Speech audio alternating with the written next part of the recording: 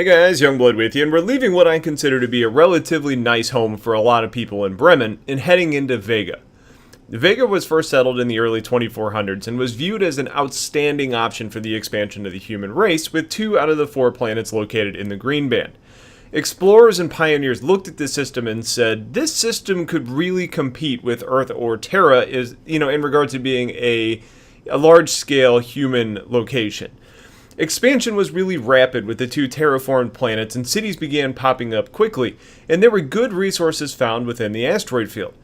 Everything about the Vega system seemed promising, with one major exception, and that's the Vanduul are currently basically owning and occupying the Virgil system, which is only 1 jump away. The rapid development and expansion of the system really came to a screeching halt in the 27th century when the Vanduul threat was on the front door. Vega became the front lines for battle, and the Vanduul, who kind of proved to be this really organized, tenacious, and deadly foe, made things really kind of scary for the people here. So the population ended up dropping, and the best way to make money in Vega was getting people the hell out of Vega. When a populated system has all of the inhabitants fleeing, we saw the economy crash and real estate prices dropped.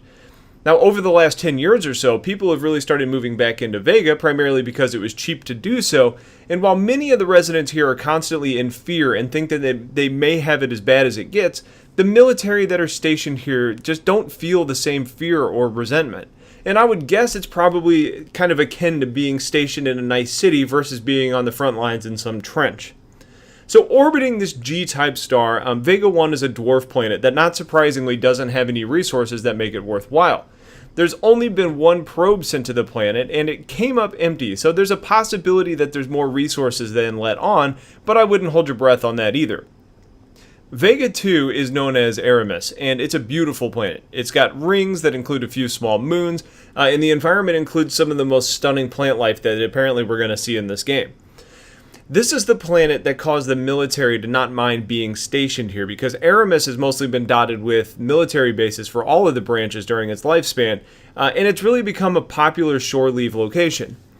The relative calm in the Vega system has led to farming becoming a viable career here, and we've seen the military presence begin to drop over time. Vega 2 has really been trying to up their game, and it's become a hub for culinary science, and the economy has rapidly been improving. The citizens here are also really committed to improving the planet, so much that it's actually hiring mercenaries to kind of help supplement their police force to try and eliminate crime and drive that reputation upward. And up until recently, there haven't really been many attacks in the Vega system, but in the recent updates that we got leading to the introduction of Bishop, the Vanduul staged an attack on Vega 2. We've got reports of the Navy engaging them over the skies. We have ships crashing into the streets. We've got Vanduul warriors stabbing people in the streets. And Bishop came in and really ended up saving the day, driving the Vanduul back. Vega 3 is known as Selene and was the first planet that was terraformed in this system. And for a border system, this planet has one of the highest populations in the Empire and is considered the real heart and soul of Vega, though that reputation is rapidly swinging over towards Aramis being the heart. The largest city, Titus, is an interesting place because at its core it's beautiful, it's well maintained, and it's updated. But as you move outward, there's remnants from when the system was in a full upswing, and there's a lot of rusted out projects that were started but never completed. There's good indicators that these projects may be finished, as a lot of them have been purchased, but to date that just hasn't happened, and it really leads to this interesting dynamic within this city. And speaking of interesting dynamics, there's a group of pilots here that are just hell-bent on revenge who left Orion and, and now make Selene their home.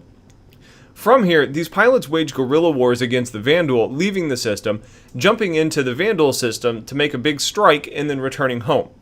Now, these missions aren't necessarily paying well, but there's a certain satisfaction that comes with revenge.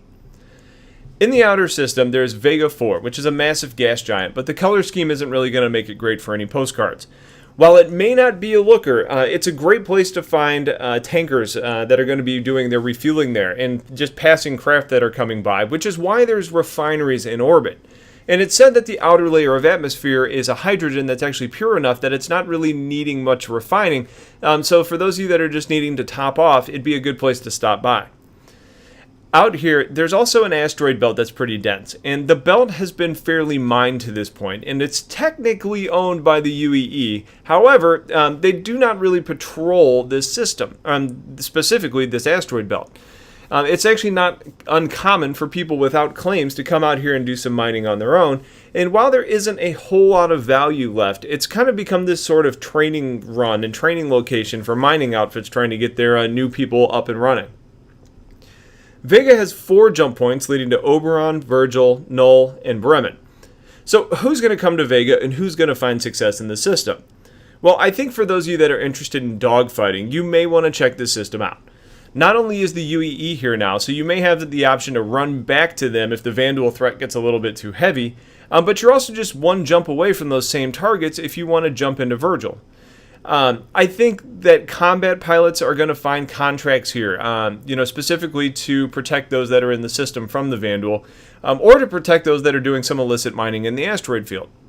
And the asteroid field is probably going to be a decent place for mining, but I wouldn't expect huge payouts. However, when I see a mining opportunity that is said to not have a UEE presence monitoring the situation, I imagine that there's going to be a relatively large pirate presence in the dense asteroid field.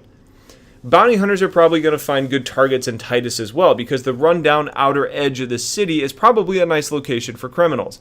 And for those of you that are trying to sell drugs, this same area may be a good place to do that because it's probably the equivalent of a slum, and you could probably come out here and peddle those drugs you created in your mobile space meth lab, also known as the Endeavor. Transports may do okay in the system too, specifically because the military is here and they're likely going to need supplies brought in, but also with the resurgence of farmland on Aramis, there's probably going to be some decent exporting opportunities available as well. Overall, this system is interesting because it's hot in the lore right now, and I think we're going to get a lot more updates about this system as we get closer to the Squadron 42 release. For our next video, we're going to be taking our first foray out of UEE space and moving into the Vanduul-occupied Virgil system. So if you have questions about this system, let me know. Otherwise, stay tuned for more content. Have yourselves a wonderful day, and take care.